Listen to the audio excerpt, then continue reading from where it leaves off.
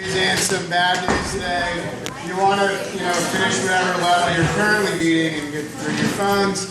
And then the good news is you don't have to hear me talk today. And the bad news is you don't have to hear me. I don't have any bad news. All right. But please give your attention to this. Hi everyone. My name is Jackie Kasma.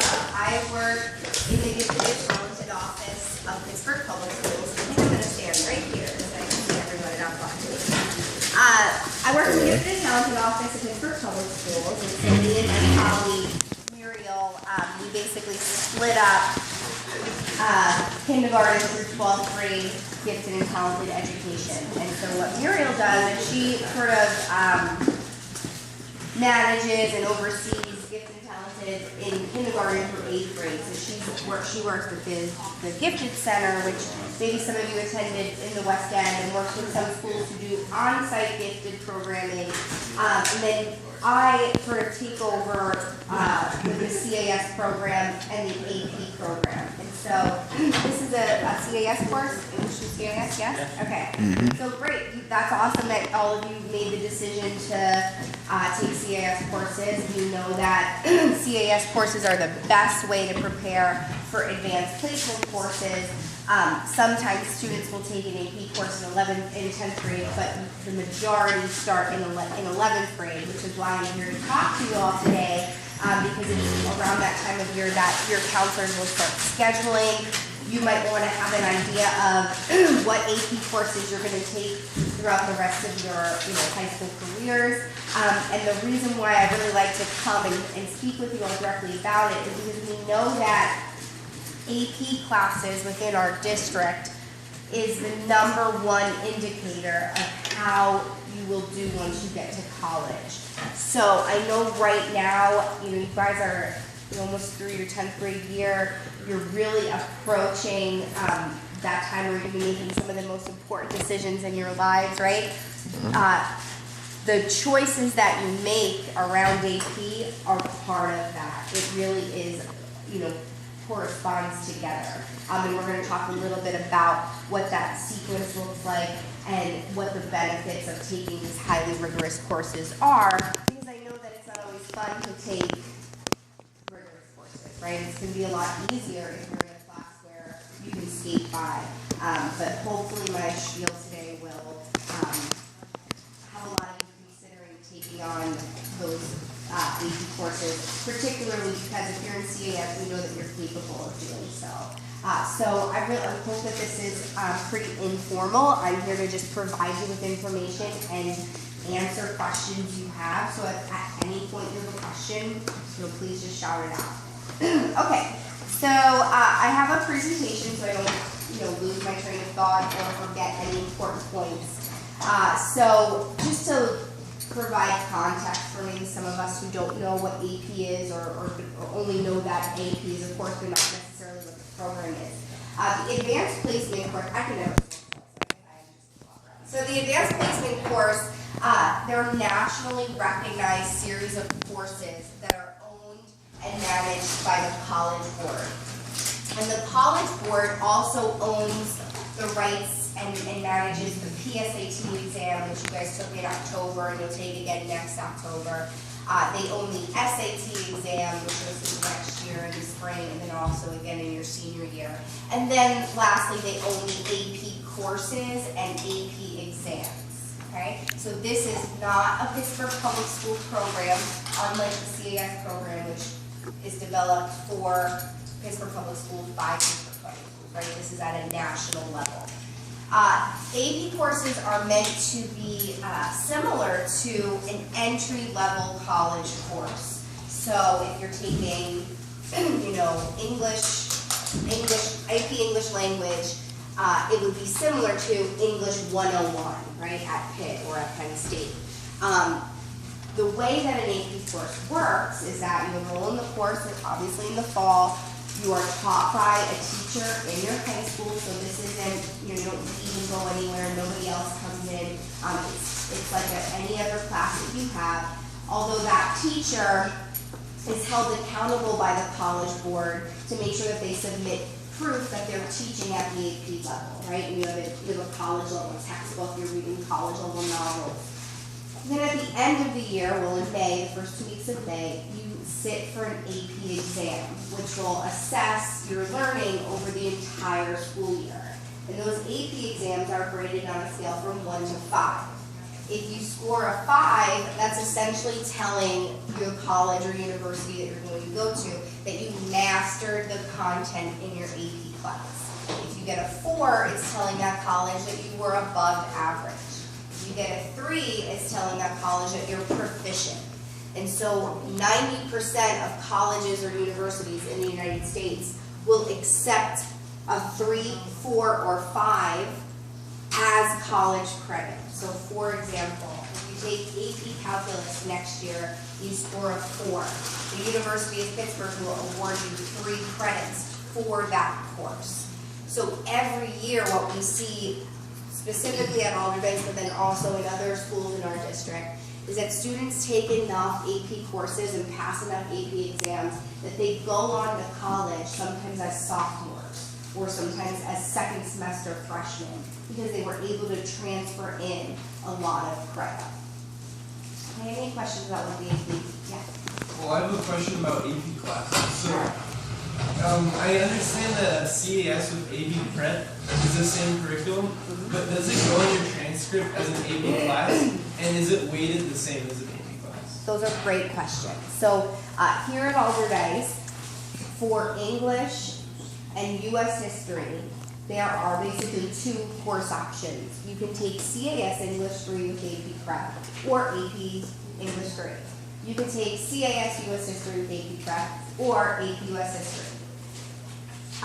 They both appear as AP classes. They both prepare you for AP exams. They both go on your transcript, as AP. The difference is, and I gotta talk a little bit about the history of the CAS program so you fully understand.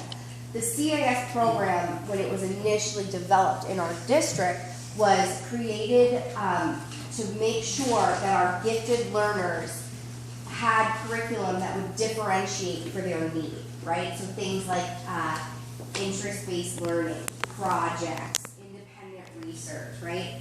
And those components are not necessarily embedded into the AP curriculum that the College Board puts out.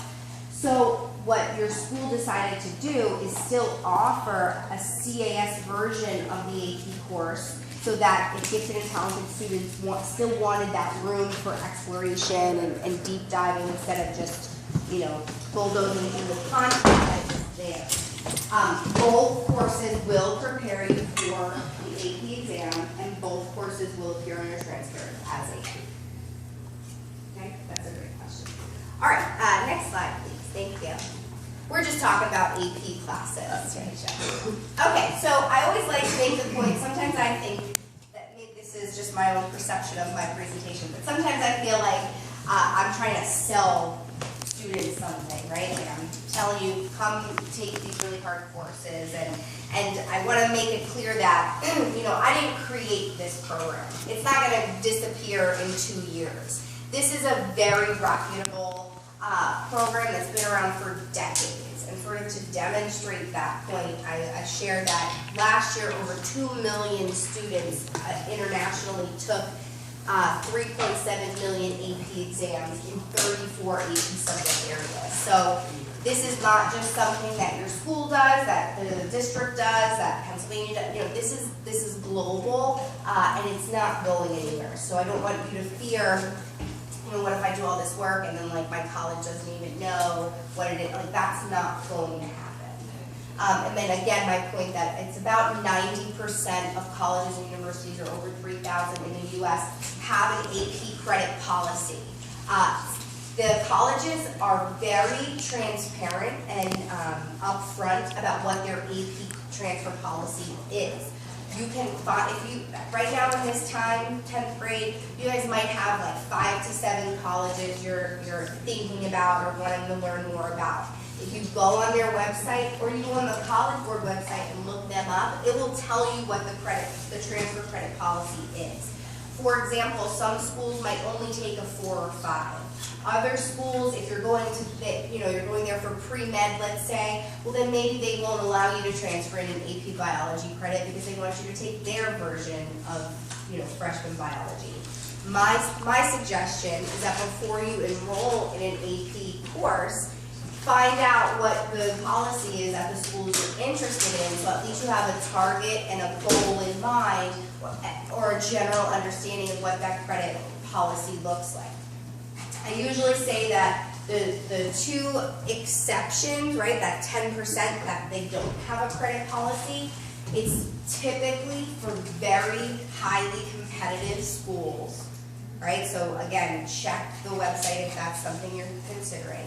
Or schools with very limited scopes. And so a good example is that I had a friend who attended a nautical engineering school in San Diego. There were like 25 people in his class, and they just didn't transfer in AP credit, right? So it's up to the colleges, they make the decision. But the good news is that 90% of them do have a transfer policy. So get ahead of the game and just investigate that before the start of next school year. Okay, great. Next slide, please. Thank you. All right, so I can talk about why you should take AP for days, and so I won't do that. Instead, I'll just bucket my reasons into 3 categories, right? So the first reason that I hope you all highly consider taking AP classes in the next 2 years is because it will make you a more attractive candidate for college admissions directly. So every year I kind of touch base with the Dean of Admissions at Pitt, and what their team consistently shares is that they want to see AP classes.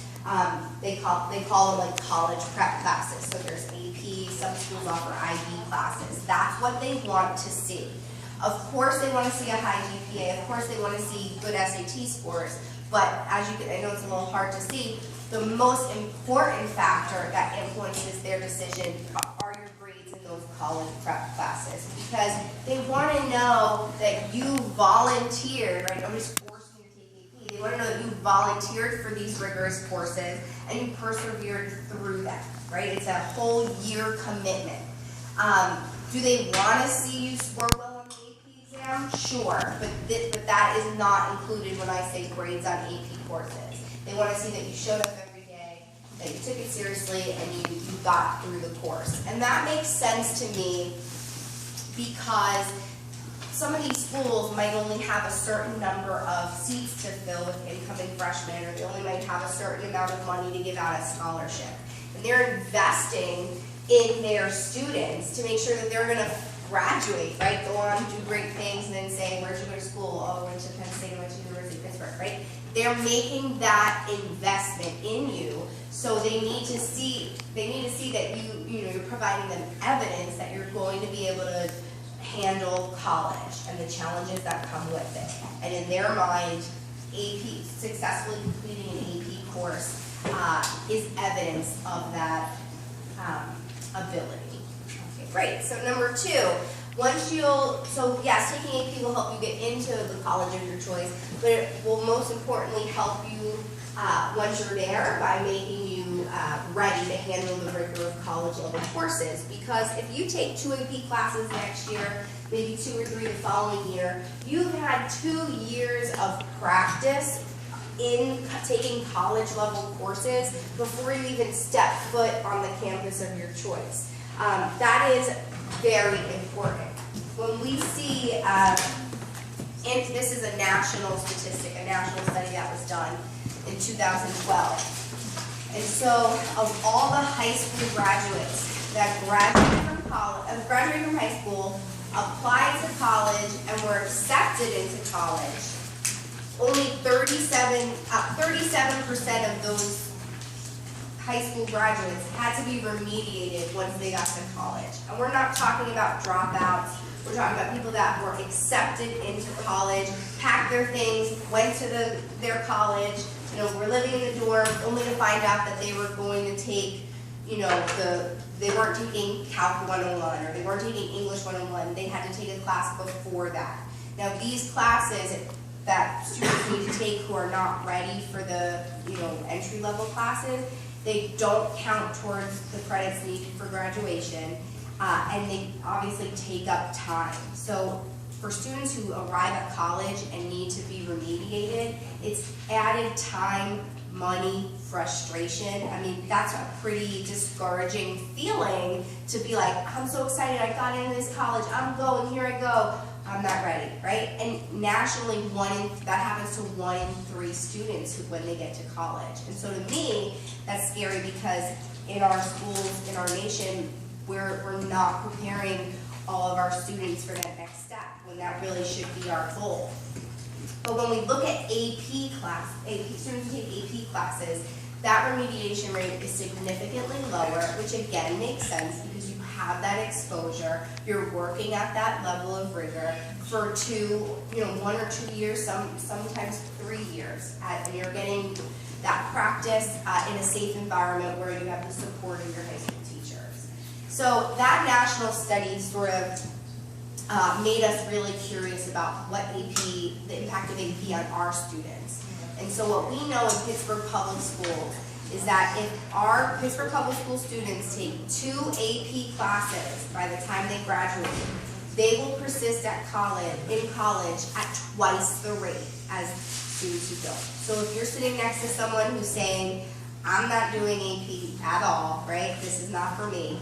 And you decide, it is for me, I'm going to take 2 or more classes, you're twice as likely to get through college than the student sitting next to you, right? So this is a lot of work, a big commitment, but it has a huge payoff. And that payoff is it will help you get through college. Okay, and then the third benefit, and a lot of times the most important one, right, is that if you pass the AP exam, you can potentially earn college credit, and save a lot of money, right? If you graduate a semester early or you graduate a year early, in a lot of cases, that could be between $10,000 and $25,000. Some of these schools, a year is $40,000. It really will pay off in the long run. I'll tell a story of a student that I met in a second, but you're going to be in school anyway and doing work anyway. So why not make that count by preparing for those AP exams and potentially having that opportunity to transfer into college?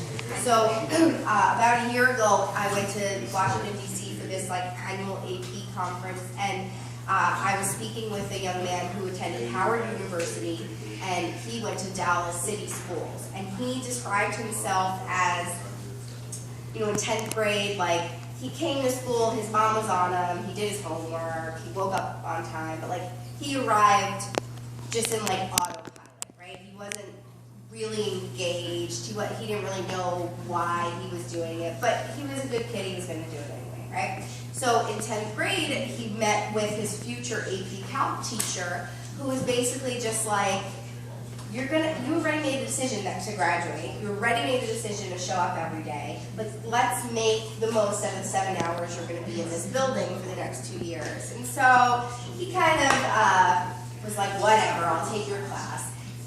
He ended up taking AP Calc in 11th grade and then 3 or 4 AP classes in 12th grade. And now at Howard, he's calculated that he saved $20,000 at Howard, which is a pretty expensive school. So he said, had I stayed in-state and attended a Texas state school, I would have saved $9,000, right? So he sees now that even though when it was happening, he was kind of still whatever, you tell me to do this, I'll do it. At this moment, now that he's in college, he's really seeing that benefit. So that speaks to what I was saying before, in that, you guys are getting close to the finish line. I know it still feels like you got 2 years, but these decisions that you're making now are going to have lasting, it has a lasting impact. And, in 5-6 years from now, you potentially be looking back at yourselves right now and saying, thank you, right? Thank you for taking this seriously. Or you might be saying, why didn't you take this seriously? Why didn't you, take those AP classes? So I hope it is, the first example and not the latter. All right. So I want to talk a little bit about who can take AP classes in Pittsburgh Public Schools. The short answer is every single one of you sitting in this room. So we recognize that these are really difficult courses and we want to make sure students are set up for success. So we put forth a series of recommended eligibility requirements so that you don't find yourself in a situation where you're failing, right, or you're being unsuccessful. So I typically like to say, if the criteria we're going to go through, if you have a majority of these, then AP is definitely for you. So a 3.0 GPA. You have a question? Yeah, my best friend, he in PSP, right? So PSP could, like, if you meet like most of the requirements, could he still be in there? Yeah, absolutely. So if you're currently in World History PSP, but you want to take AP US History next year, and you demonstrate a majority of these indicators, absolutely. All right, let's shoot Great that. question, thank you. So 3.0 GPA, 90% attendance, having an A or a B in your previous content course. So to Isaiah's point, if his friend currently has a B in World History PSP, then that would, translate to him being eligible to take AP US History next year. The PSAT and SRI assessments are usually great indicators of your success in an AP class. So talk to your teacher or counselor about your assessment data if you're questioning whether or not AP is a good fit for you. Your teachers obviously are the best people to ask about whether or not they think you can handle AP coursework. And then lastly, and most AP teachers will agree that this last component is by far the most important. You have to be motivated to take on a rigorous course. It's going to be more work. It's going to be more homework. It's going to be more reading, right? So, but for an AP teacher, if the student is really willing to do it and shows up every day ready to work, they will by far, want to work with that student opposed to someone who, yeah, maybe they do have straight A's, but they're really resistant to, picking up that huge AP US History textbook and bringing it home and reading it every night. It's much easier for them to work with someone who understands this is a college level course, let's get it done. Okay, so next I also love coming to talk to students because I want to walk you all through the AP courses that are available at your school, answer questions you might have about like when you can take them, what it's all about, things of that nature. So I'm going to go through the courses and just say a bit about like what the prerequisites are, when students typically take them, and if you have a question about any of the courses, just chime in and we'll get them answered for you. So, and before I start saying, I also always say, I manage the AP program in the district, and so what I have to do from time to time is partner with other districts in our area to find out what the best teacher workshops are, things like that. And what I can say to you is that I can't find another school in Western Pennsylvania that has as many AP courses at their school as you all do. It's a huge privilege that you all have this opportunity available to you. I really hope you take advantage of it. Even within our district, there are students sitting in schools, miles away from here that might only have 3 or 4 AP classes, and there's kids there are like, please can we have more AP classes? And for a variety of reasons, they just can't offer them. So you really are in a great place as far as AP is concerned. And a lot of your peers in other schools, they don't have this opportunity. So AP Art History, that's an art elective. You can essentially take that at any time in lieu of another elective. So instead of taking jewelry or culinary arts, it would fill an elective spot in your schedule. AP Bio is typically taken in 11th grade or 12th grade. So if you take it in 11th grade, you have to double up your sciences. So you have to take physics and bio. If you take it in 12th grade, it could just be your 4th year science. Calc, AB, and BC, both of these classes should be taken after elementary functions. BC, the difference between the two, BC covers about 3 additional chapters, which means that the course goes at a more accelerated rate because they have to cover more materials, and the exam will reflect those additional topics, whereas AB is just a little less material. Both are AP classes, both have AP exams, BC is more rigorous, and again, I would check with the schools that you're interested in to see which one of those courses they'd rather see, or if they don't have a preference. Chemistry, similar to bio, you take it in senior year, 4th year science, or in 11th grade in addition to physics. Computer science can be taken anytime after Algebra 2.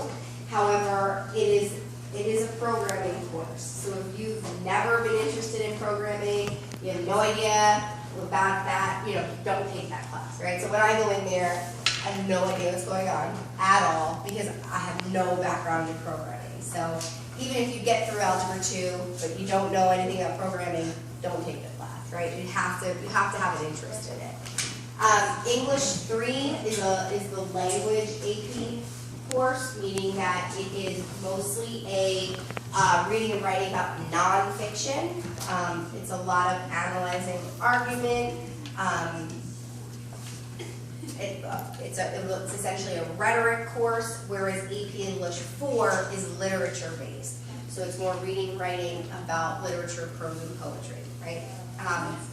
You take the language in 11th grade, you take literature in 12th grade. It's just the way it's set up.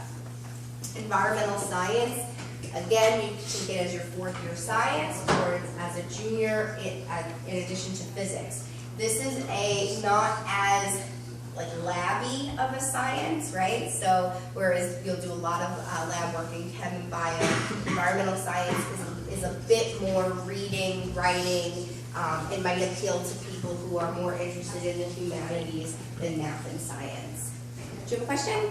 Yeah, I was wondering, African American history is not listed as an AP course. This says college prep. What does that mean? Yeah, so African American history and the literature